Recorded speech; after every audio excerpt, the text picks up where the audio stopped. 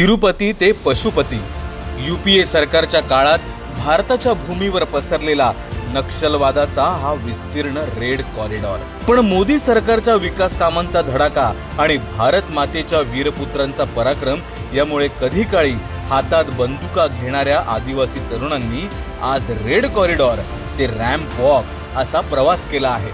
पण बंदुका उचलणाऱ्या हातांपेक्षा बंदुका उचलण्यासाठी तरुणांना प्रवृत्त करणारी मानसिकता हेच आजचं खरं आव्हान आहे. आणि म्हणूनच या स्वातंत्र्य दिनी मोदीजींनी देशाला सावध केलं. पण दिमागी नक्षल ओळखायचे कसे? भारतीय जवानांवरील हिंसेचं समर्थन करणारी मानसिकता म्हणजे दिमागी नक्षल. दहशतवाद्यांबद्दल सहानुभूती निर्माण करणारी मानसिकता म्हणजे दिमागी नक्षल. भारत विकसित होऊ शकत नाही असं सांगणारी मानसिकता म्हणजे दिमागी नक्षल. देशाच्या विकासाच्या वाटेत अडथळे निर्माण करणारी मानसिकता म्हणजे दिमागी नक्षल. प्रशासन, सुरक्षा व्यवस्था, न्याय व्यवस्था, संविधान आणि लोकशाही संस्थांविषयी फेक नरेटिव्ह पसरवून अविश्वास निर्माण करणारी मानसिकता म्हणजे दिमागी नक्षल.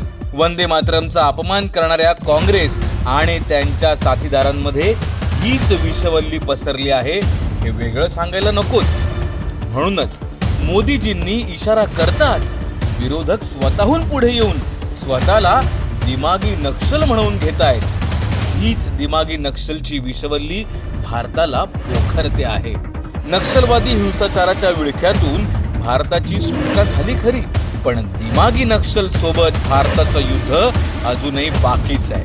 म्हणूनच आपण सर्वजण सजग राहूया, दिमागी नक्षल पासून सावध राहूया आणि राष्ट्रहिताच्या बाजूने ठाम उभे राहूया.